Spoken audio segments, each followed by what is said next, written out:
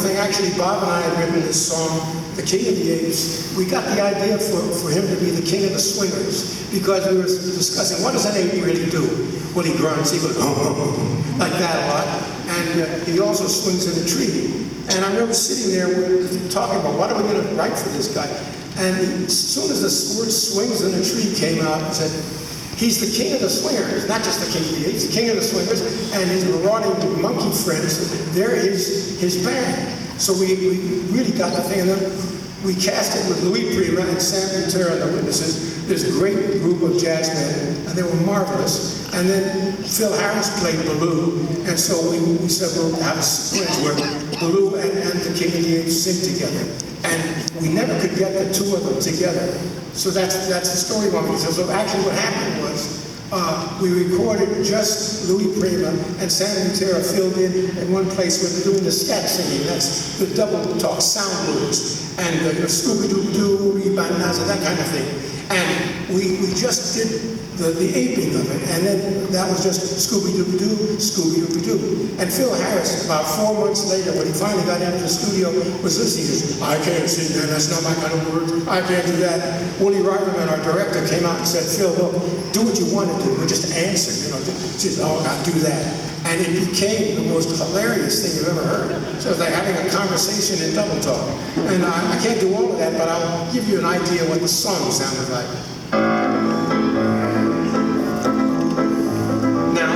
King of the swingers, oh, the jungle VIP.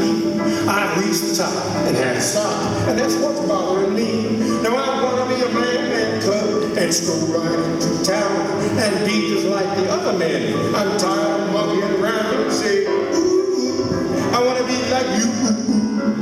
I want to walk like you, talk like you too. You see, it's true, and it's like me.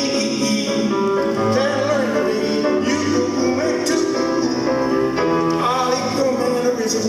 will be a set of twins. No one will know where man cub is and orangutan begins. And when I eat bananas, I won't be alone with my feet, cause I'll become a man cub and get some of their keep and say, ooh, I want to be like you. I want to walk like you and talk like you too. You see, it's true, shoo-doo-doo, and ain't like me, shoo-doo-doo-doo-doo, and learn to be human too.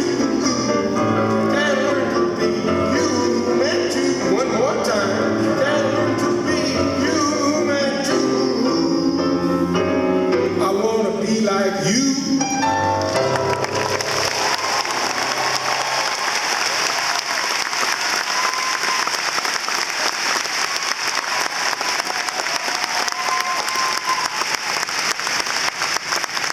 Some of us fumble getting a sentence out, and then he does this.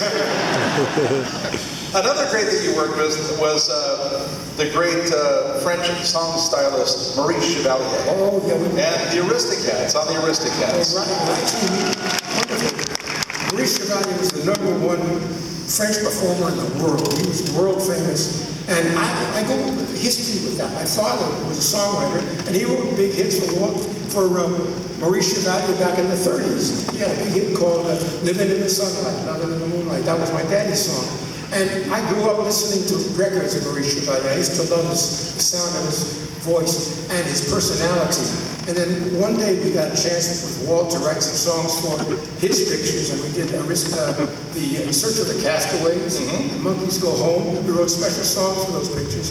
And then came the Aristocats. By this time, this was like early 1970, 71, Maurice had retired. He was getting up there, and he wasn't going to do any more. And our director of the film, Woody Reicherman, actually, was the one that said, Dick, you do that imitation of Chevalier. Why don't you make a demo of the way he sings it, and we'll send it to him. Maybe he'll come out of retirement for this purpose. And I said, I can't do an imitation for Chevalier to hear. He says, look, listen to me, do it that way, it'll be good. So I said, okay. So I'll give you a little sample of what I did for the Aristocats song, and I'll tell you the results afterwards, okay?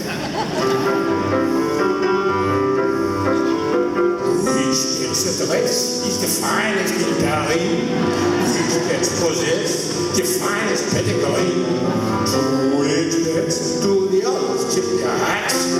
Nice The Aristocats. That's all I'm going to do for you. We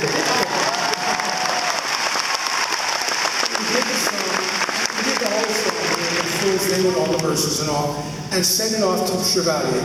Sure enough, he came out of retirement and he sang the main title and the end title of the song in English and French. It was wonderful. My wife and I happened to be in Paris about 3.5, 4 months after he recorded the song.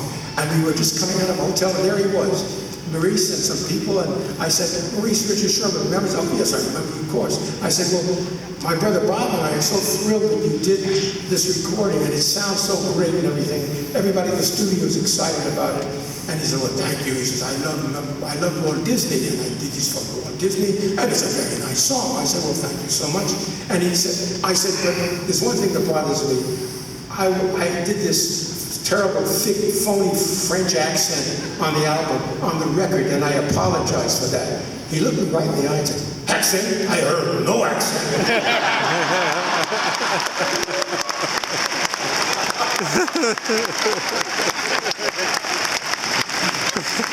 I like that little but-up bump you just did there. Well, now, how many of you grew up on the film Bedknobs and Broomsticks?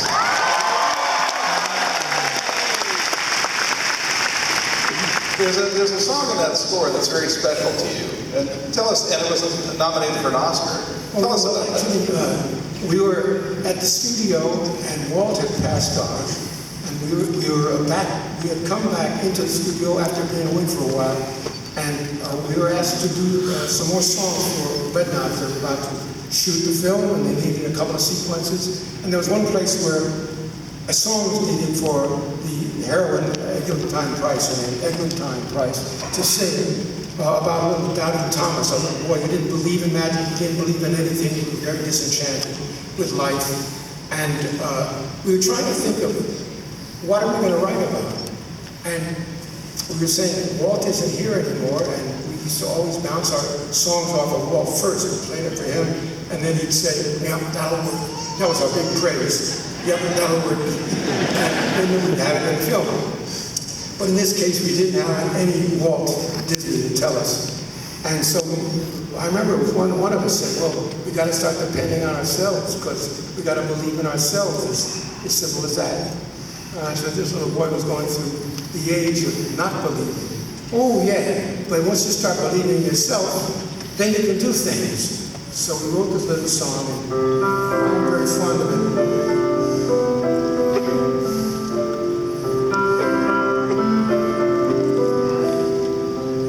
When you rush around in hopeless circles, searching everywhere for something true, you're at the age of not believing when all the make-believe is through. When you set aside your childhood heroes and your dreams are lost upon a shelf, you're at the age of not believing.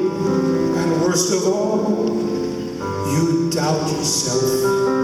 You're a castaway where no one hears you on a barren isle in a lonely sea. Where did all the happy endings go? Where can all the good times be?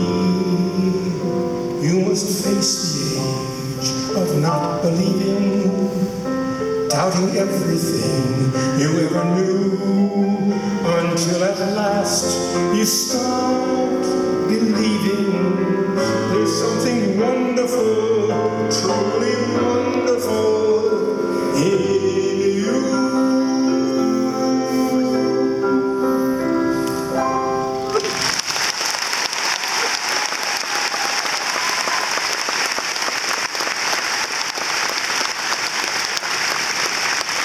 Now let's talk about the Disney parks a little bit. The Disney parks, I've heard of those. I'm in one of them right now. And I want you to tell them the story. You've told me this before. There was a night that you and Elizabeth, your wife Elizabeth, happened to be at Disneyland.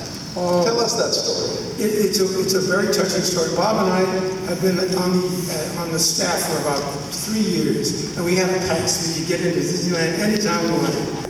And my wife Elizabeth and I were at the park one night, very late, and we had this most wonderful day. We'd done all the rides, and it was just great. And at the end of the day, we just lingered on Main Street just before going out the old exit when you used to go out, the parking lot was back there. And we saw some singular figure, practically empty park, and one figure was just walking down the road, looking into the windows of the stores. And I said, well, that's Walt, honey. Let's tell him how much fun we had tonight. So we waited for him to come, and he said, oh, dear, Elizabeth. And we were talking for a minute, and I said, well, we just want you to know we had the most wonderful day. It was just incredible. And at the end, when Tinkerbell was flying across the sky, and the music was playing, and the skyrockets were going on, I just started to cry like a baby. It was happy tears, but they were just coming out of my eyes. And he said, you know, I do it every time. Right there at the top of the fire station there.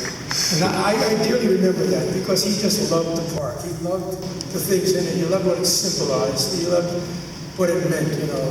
There are happy endings. There's a good world out there. Nice, positive things. He was a very positive man.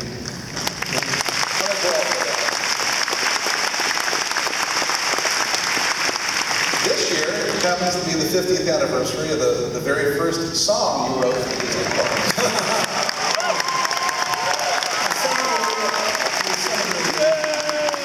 Walt had a hobby. We thought it was a hobby. He had a thing he was very proud of, and he used to bring VIPs down to one of the sound stages. And in the corner of this sound stage was like a jungle room. And they would come in and they would see this thing that was going on. It was called audio animatronics. You know about them now, but not 50 years ago. And people would see orchids singing and birds, you know, instead of birds singing, and tiki torches going, hugga bugga, hugga bugga, and all of a sudden it would rain, and they would see this show that they were creating for the Enchanted Tiki Room, and they would say, it's great, Walt, what the heck is it, you know, that's what they would say. And so we were called down one day to this room, and we were sitting on bridge chairs, I remember that. And the show started, and down came this cascade of birds singing. Let's all sing like the birds sing. And we're listening to this thing, and at the end, when the rain stopped and everybody was happy again, we said, well, it's great. What is it? And he looked right at us and said, you guys are going to write me a song that's going to explain all this. And so we said, okay, well, you have to believe it. We're going to write lyrics, you have to believe. It's too bad you don't have a parrot. He thought for about half a second, said, we won't have one parrot, we'll have 4 parrots. We'll have a Dutch parrot, we'll have a German parrot, we'll have a Spanish parrot. He was going through a whole conception. And he said, what kind of a song are you going to write? So we looked around, and it was kind of a tropical room, a tropical song of calypso. So he said, yes, calypso. And what's it going to be called? Well, Enchanted Tiki Room is a bit of a nothing title. It's a good title for the place, but a song title, no. But tiki is a great word, and if you're a songwriter, you hear words like tiki, it's kind of good. And so I remember thinking, tiki, tiki, tiki, tiki, tiki, that's a great sound, tiki, tiki, tiki. How about we call it the Tiki, Tiki, Tiki Room? He says, that's it, when am I going to have the song? I need it. The following song has been playing now for 50 years. Oh, they know this song. I'm sure they'll sing along. I wish you would. Welcome to our tropical hideaway. You lucky people, you. If we weren't in the show starting right away, we'd be in the audience. Everybody in the tiki, tiki, tiki, tiki, tiki room. In the tiki, tiki, tiki, tiki, tiki room. All the birds sing words and the flowers grow. That's the explanation.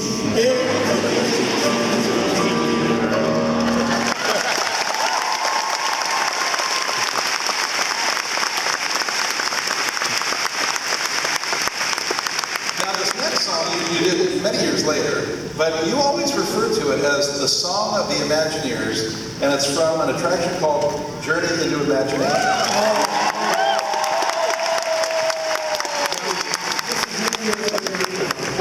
Audio animatronics a couple of days, they really were doing incredible things, and Tony Baxter created this wonderful product.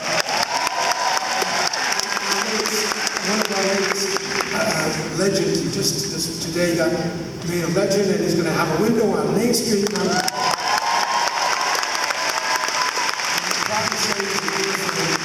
And anyhow, he was creating this journey into imagination. And he had a fellow called the Dream Finder and a little friend of his called Figment. Now, Figment is a figment of imagination.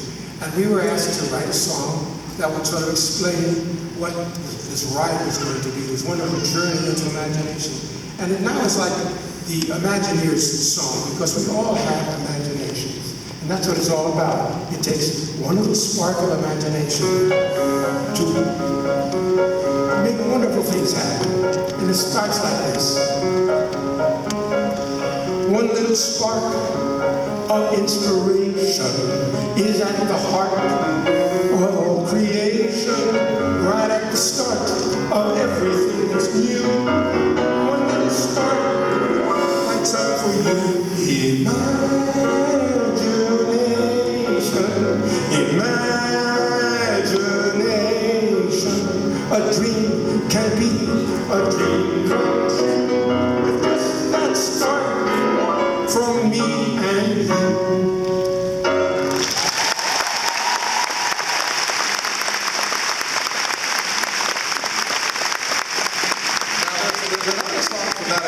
That I know is a favorite of Marty Sklar's, wherever he might be. And I think, why don't you just play this, because I think everybody will recognize this as well.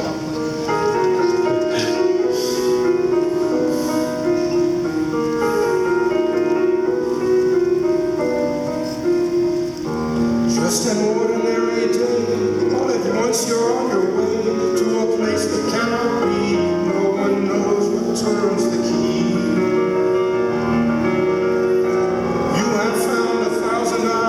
Whirling images arise, for a moment they are clear, in a flash they disappear. Magic journeys, mystic flights, on the wings of unexpected sounds and sights. Magic journeys, are they real? Do they mirror what we think or sense or feel? Neither dreaming nor pretending, no beginning and no ending.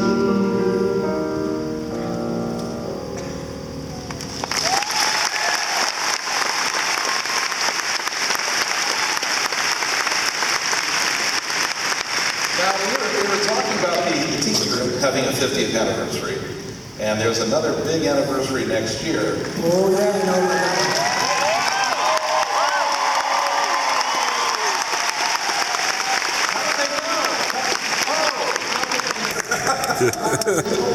Pictures. So, Richard, I mean, good grief, 50 years ago. I mean, I looked like Jason Schwartzman then.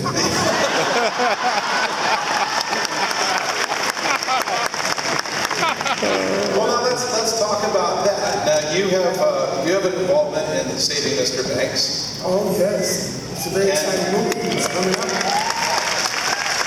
And it must have been an odd experience to see your life being portrayed up on the screen by Jason Schwartzman, who plays Bob, I believe. No, Jason plays you, and Eugene Novak plays Bob. plays Bob. Now, how did that feel?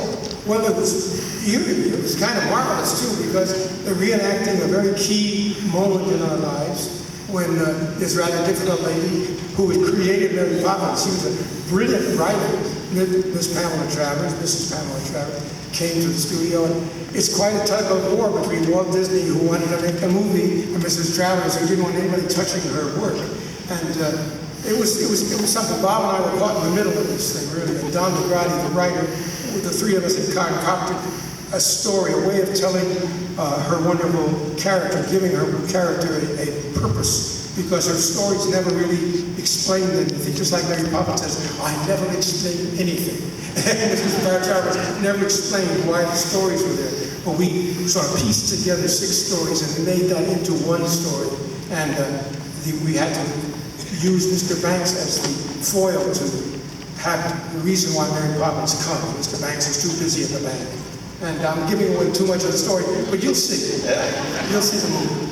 So one of the keynote songs for Mary Poppins is a song called A Spoonful of Sugar. Right? Right. And in the film, she sings it with a little bird, Right. and she sings it again with herself in the mirror. Right. And I think on this song, you might need a little help. So ladies and gentlemen, please welcome Jason Schwartzman and PJ Novak.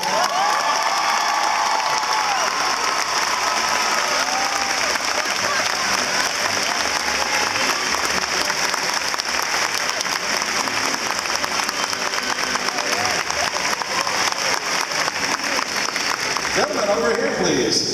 You guys are really smart. You know, I saw them this morning. They were in a presentation, and they did a great job, by the way.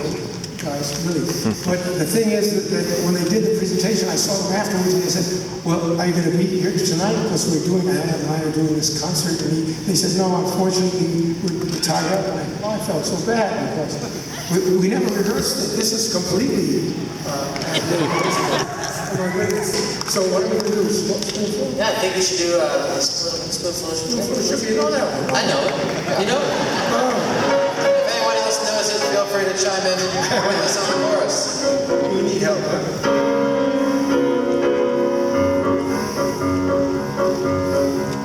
In every job that must be done, there is an element of fun. You find the fun and snap the job's again.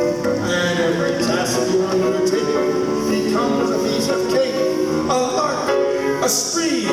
It's very clear to see that a spoonful of sugar helps the medicine go down, the medicine go down, medicine go down. Just a spoonful of sugar helps the medicine go down in the most delightful way. I like this so much I want to do another verse. Will you guys help again? And I love the accompaniment of the audience. That's great. A robin feathering his nest has very little time to rest while gathering his bits of twine and twig. Though quite intent in his pursuit, he has a merry tune to toot. He knows a song will move the job along for a spoonful of sugar. The medicine go down, the medicine go down, medicine go down. Just a spoonful of sugar helps